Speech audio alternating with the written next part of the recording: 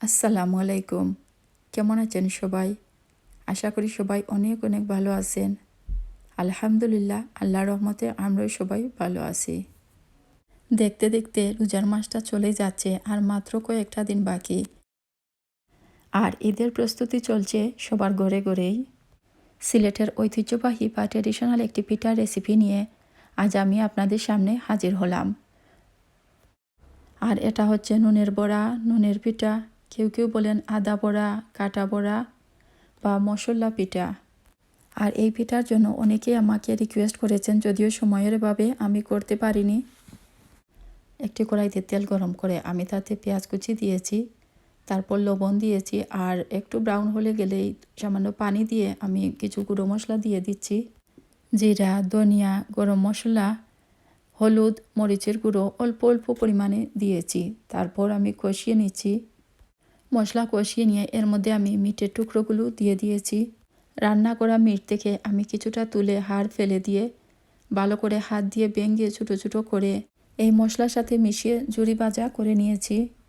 আমি নুনের পিঠা নর্মালি আমরা যেভাবে করি সেভাবেই কিছুটা করব। আর আরও 3 রকমের ভিতরের পুরো তৈরি করব, আরও 3 রকমের পিঠা তৈরি করার জন্য।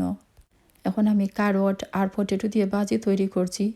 আর এই ভাজিটা তৈরি করতে তো সবাই জানেন। একটি প্যানে পেঁয়াজ সামান্য পরিমাণে ব্রাউন করে ভেজে নিয়ে তাতে লবণ, মরিচের গুঁড়ো, হলুদের গুঁড়ো দিয়ে সামান্য পানি দিয়ে কিছুটা কষিয়ে নিয়ে আমি আলু আর ক্যারটের টুকরোগুলো দিয়েছি। আমি এভাবেই চিকন চিকন করে কেটে রেখেছিলাম। পছন্দ মতো যে কোনো শেপে কেটে নেওয়া যায় বা যে কোনো ধরনের ভাজি দিয়েই এই পিঠা তৈরি করা যায়। আর ক্যারট আর পটেটো দিয়ে তৈরি করা এই ভাজি খেতে খুব ভালো লাগে। আর এই পিঠা তৈরি করলেও সেটাও অসাধারণ হয় খেতে। অনেকেই এভাবে করেন, আর যারা করেন না একবার খেয়ে দেখবেন, আশা করি ভালোই লাগবে।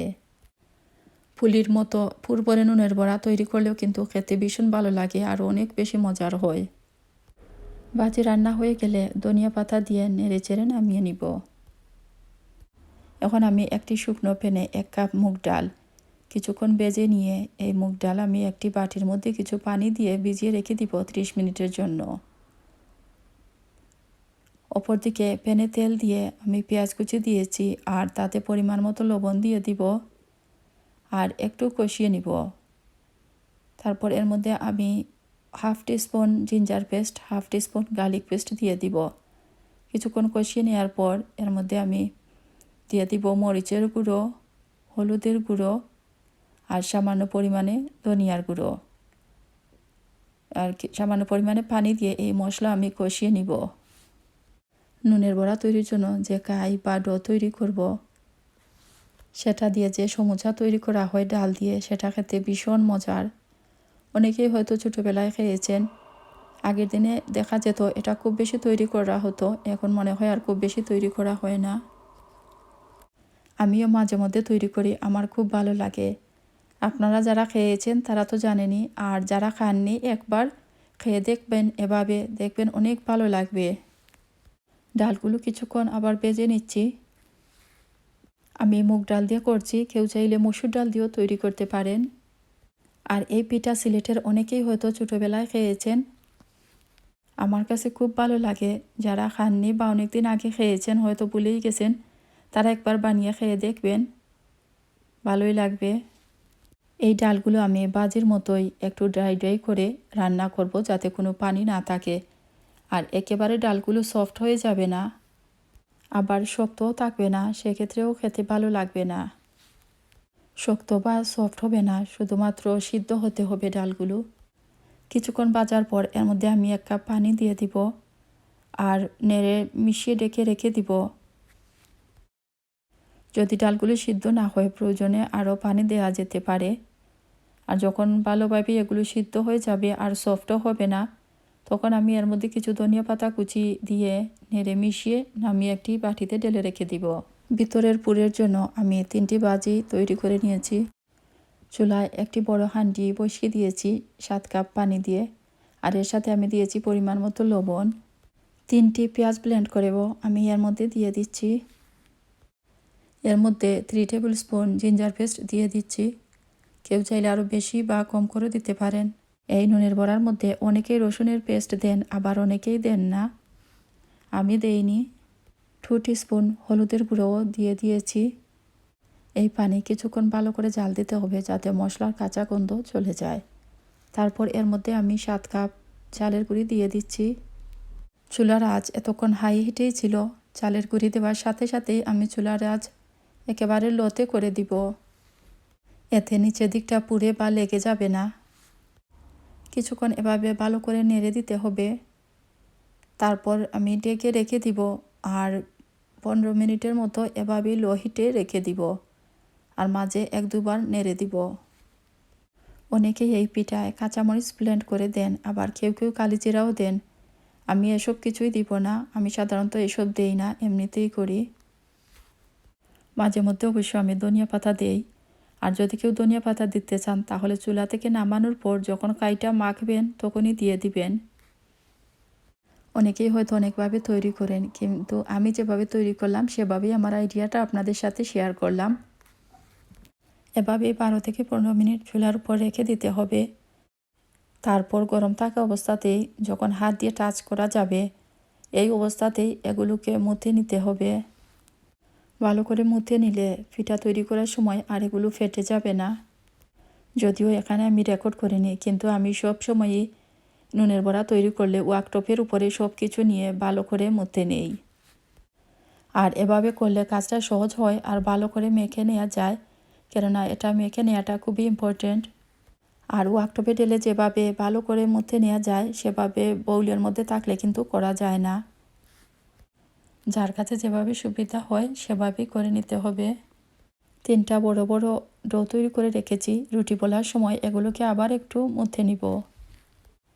যে কোনোভাবে রুটি তৈরি করে নিলেই হলো, কোনো অসুবিধা নেই, কেননা আমি তো এগুলো আবার কেটে নিব। আর আমি কিন্তু অনেক বড় করে রুটিটা তৈরি করছি। ময়দা বা চালের গুঁড়ি দিয়েও এই রুটি তৈরি করা যায়। মনে পড়ে ছোটোবেলা আম্মা বড় রুটি তৈরি করে দিতেন এভাবে, আর আমরা পাশেই বসে থাকতাম আর ছোটো ছোটো করে কেটে দিতাম। রুটিটা কতটুকু পাতলা বা বাড়ি করবেন সেটা নিজের ইচ্ছে মতো। অনেকে একটু বাড়ি পছন্দ করেন, আবার অনেকেই পাতলা করে তৈরি করেন। আর কারো এরকম হয় কিনা জানি না, আমি যখনই এই নুনের বড়া তৈরি করি কীভাবে যেন অনেক কিছু মেস হয়ে যায়, তারপর সব কিছু ক্লিন করতে হয়। হামজা তো এই পিঠা তৈরি করার জন্য 2-3 দিন থেকে আমাকে বলছিল কবে তৈরি করব। আর বাচ্চারা এটা কাটতে কিন্তু খুবই ভালো পায়, কেননা প্লেটও দিয়ে তো তারা অনেক কিছু তৈরি করে, আর এটা কাটতেও কিন্তু এরা খুব খুশি হয়।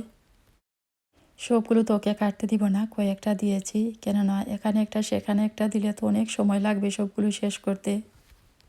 আর আমরা বড়রা তৈরি করলে তো আমরা একটা রুটি থেকে যত বেশি পরিমাণে সম্ভব সুন্দর করে কেটে নেই। যাই হোক, হামজা খুব খুশি হয়েছে। আর সে এই পিঠা খেতে খুবই ভালো পায়। অনেক কিছুই সে খায় না, কিন্তু এই পিঠাটা খেতে খুব ভালো পায়। আর সবসময় ফ্রিজে এই পিঠা থাকে, আর মাঝে মধ্যে ও যখন খেতে চায় আমি ওকে ভেজে দেই। যাই হোক, আমি অনেকগুলো নুনের বড়া কেটে নিয়েছি। আর এখন আমি আরেকটি বড় রুটি তৈরি করে নিচ্ছি। পাতলা করে যেভাবে চালের রুটি তৈরি করি সেভাবে, খুব বেশি পাতলা আবার খুব বেশি বাড়ি না। খুব বেশি পাতলা করলে হয়তো ভেঙে যাবে। আর এই রুটি থেকে আমি কয়েকটা সার্কেল করে কেটে নিচ্ছি। আপনারা দেখেছেন আমি 3 রকমের ভিতরের পুর তৈরি করে রেখেছি, সেগুলি দিয়ে এখন 3 রকমের পিঠা তৈরি করব। 3 রকমের পুর দিয়ে আমি 3টা ডিজাইন তৈরি করব। আপনারা যে কোনোভাবেই তৈরি করতে পারেন আপনাদের খুশি মতো। আমি কয়েকটা কুকি কাটার দিয়ে কাটার পর মনে হচ্ছিল একটু ছোটো হয়ে গেছে। বাকিগুলো তারপর আমি একটি গ্লাস দিয়ে কেটে নিয়েছি। নুনের পিঠার রেসিপির জন্য আমার চ্যানেলে অনেক রিকোয়েস্ট ছিল। সময়ের জন্য আমি তৈরি করে দেখাতে পারিনি, এজন্য আমি সরি আপুরা। আমি যে মিট রান্না করেছিলাম সেগুলো দিয়ে আমি অলরেডি পিঠা তৈরি করে ফেলেছি, কিন্তু আমি মনে করেছিলাম রেকর্ড করেছি। এখন এডিট করার সময় দেখলাম যে সেগুলো আমি রেকর্ড করিনি, তাই আর আপনাদের দেখাতে পারিনি। ভিডিওর শুরুতেই হয়তো আপনারা দেখেছেন সার্কেল কিছু পিঠা, সেগুলোই আমি মিট দিয়ে তৈরি করেছি। এরকম ছোটো 2টি রুটি কেটে নিয়ে এর মধ্যখানে আমি মিটের ভাজিটা দিয়ে তারপর আরেকটা রুটি উপর দিকে দিয়ে তারপর চারদিকটা চেপে চেপে জোড়া লাগিয়ে নিয়েছি। তারপর একটি কাঁটা চামচ দিয়ে বাইরের দিকের ডিজাইনটা দিয়েছি। জোরে করে নেওয়া মিট ভাজি দিয়ে এই নুনের বড়া বা নুনের পিঠা আমার খুব খুব প্রিয়। আমি খুবই ভালো পাই এই পিঠা। আর ডাল দিয়ে তৈরি করা এই পিঠাগুলো খেতেও কিন্তু অসাধারণ, এক কথায় খুবই ভালো লাগে। যারা খাননি বা অনেক আগে খেয়েছেন আরেকবার রান্না করে খেয়ে দেখুন, আশা করি অনেক ভালো লাগবে। বুঝতেই পারছেন আমি একা একা এতগুলো পিঠা তৈরি করেছি, একটু সময় লেগেছে। তাই যখন আমি এই ডো তৈরি করেছি তারপরে এর মধ্যে একটি টাওয়াল বিছিয়ে একটু পানি চেপে ফেলে দিয়ে আমি ডেকে রেখে দিয়েছিলাম। এতে করে এই ডো আর ড্রাই হয়ে যায়নি, আর অনেকক্ষণ পর্যন্ত কিন্তু নর্মাল অবস্থাতেই ছিল। কারওয়াটার পটেটো দিয়ে যে বাজি তৈরি করে রেখেছি সেই বাজি দিয়ে আমি এখন কিছু পিঠা তৈরি করে নিচ্ছি।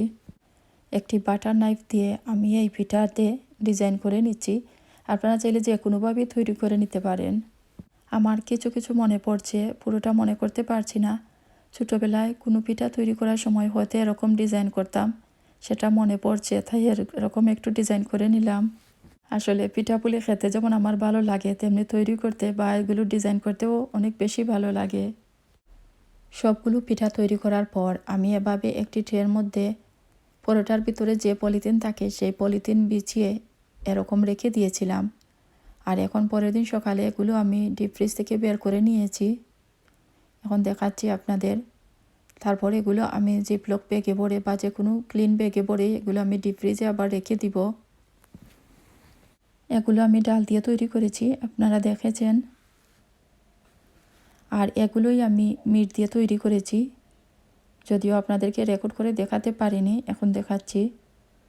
নুনের পিঠা যে কোনোভাবেই মজা, কিন্তু মিট দিয়ে তৈরি করলে সেটা খুব খুব বেশি মজা হয়, আর আমার খুবই ভালো লাগে। আর এগুলো তো দেখেছেন আমি ভেজিটেবল দিয়ে তৈরি করেছি, যে কোনো ধরনের ভেজিটেবল দিয়েই তৈরি করে নিতে পারেন। আর কোনো কিছু না খেলে তো এর স্বাদ বুঝবেন না, একবার তৈরি করে খেয়ে দেখুন, আশা করি খুব ভালো লাগবে। যেই আপুরা এই পিঠা তৈরির জন্য রিকোয়েস্ট করেছিলেন, আশা করি সেই আপুরা খুশি হবেন। ঈদ মানে খুশি, আর সেই খুশির সাথে তো বিভিন্ন রকমের পিঠা পায়েস খাবার দাবার থাকবেই। এই ঈদেও এরকম কিছু পিঠা তৈরি করুন, আশা করি সবার কাছেই ভালো লাগবে। ঈদের জন্য আমার আরও কিছু প্রিয় পিঠাপুলি তৈরি করার এখনও বাকি রয়ে গেছে, ইনশাল্লাহ তৈরি করব। আর আপনারা আমার আগামী ভিডিওগুলোও দেখবেন, তাহলে দেখতে পারবেন আমি আর কি তৈরি করে। আর প্লিজ আজকের এই ভিডিওটি বা এই পিঠাগুলোর রেসিপিগুলো আইডিয়াগুলো ভালো লাগলে আমার চ্যানেলটি সাবস্ক্রাইব করবেন, লাইক শেয়ার করবেন, আর কমেন্ট করে জানাবেন আপনাদের কাছে কেমন লাগলো। এখন আপনাদের এই পিঠাগুলো আমি আর ভেজে দেখাচ্ছি না, এগুলো আমি এখন ডিপ ফ্রিজেই রেখে দিব জিপলক ব্যাগে করে। যদিও আমি ইফতারের সময় কিছুটা হামজাকে দিয়েছি, কিছুটা আমরা খেয়েছি, কিছুটা ভেজেছিলাম, কিন্তু আর শ্যুট করা হয়নি। আর পিঠা ভেজে নিতে তো সবাই জানেন। আর অবশ্যই মনে রাখবেন, যখন পিঠাগুলো ভাজবেন তখন তেল পুরোপুরি গরম হয়ে গেলে তখন সেই তেলে পিঠাগুলো দিবেন। চাইলে পিঠাগুলো ভাজার কিছুক্ষণ আগে 10-15 মিনিট আগে ফ্রিজ থেকে বের করে রাখতে পারেন, আর নতুবা ডাইরেক্টও আপনি ফ্রিজ থেকে বের করেই গরম তেলে দিয়ে দিতে পারেন। তেল যদি গরম তেলে যদি না দেন তাহলে কিন্তু পিঠার মধ্যে তেল তেলে একটা ভাব হয়ে যাবে, খেতে ভালো লাগবে না। আর পিঠা ভাজার খুব বেশি সময় আগে বের করে রাখবেন না, এতে করে একটার গায়ে আর একটা জোড়া লেগে যেতে পারে। তা না হলে যেখানে রাখবেন সেখানে দেখবেন টুকরো ভেঙে লেগে যাবে। তাই বেশি সময় না রেখে আপনি ডাইরেক্ট বা কিছু সময়ের জন্য বাইরে রেখে তারপর পিঠাগুলো ভেজে নেবেন। এই পিঠা আপনি ডিপ ফ্রিজে কয়েক মাস রাখতে পারবেন, কোনো অসুবিধা নেই। আমার ফ্রিজে সব সময় থাকে, একবার শেষ হয়ে গেলে আমি আরেকবার সাথে সাথে তৈরি করে রেখে দেই। আমার বাচ্চারা এই পিঠা খেতে খুব ভালো পায়, কোনো মাঝে মধ্যে ওরা চাইলে আমি ওদেরকে ভেজে দেই। আর বিকেলে কোনো সময় যদি ওরা খেতে না চায় তাহলেও আমি ভেজে দিয়ে দিই, আর আমার কাছে ও চায়ের সাথে খেতে খুব ভালো লাগে। আবার মিট রান্না করলেও এই পিঠা দিয়ে খেতে পারেন, দেখবেন খুবই মজার লাগে। জনপ্রিয় এই পিঠা আসলে সবাই খেতে ভালো পায়। আশা করি ভিডিওটি আপনাদের কাছে ভালোই লাগবে, আর ভালো লাগলে সুন্দর একটি কমেন্ট করে জানাবেন। আপনাদের সুন্দর কমেন্ট পড়তে আমার খুবই ভালো লাগে। আর আজ যারা নতুন তাদেরকে সাবস্ক্রাইব করবার অনুরোধ করছি, প্লিজ সাবস্ক্রাইব করবেন। আর যারা অলরেডি করেছেন তাদের জন্য রইল অনেক অনেক দোয়া ও অনেক শুভকামনা। আর ভালো লাগলে লাইক দিতে ভুলবেন না। সবাই ভালো থাকেন, সুস্থ থাকেন, সবাই আমাদের জন্য দোয়া করবেন। আপনাদের জন্য রইল অনেক অনেক দোয়া, অনেক শুভকামনা। আর আজ এখানেই শেষ করছি। আল্লাহ হাফেজ।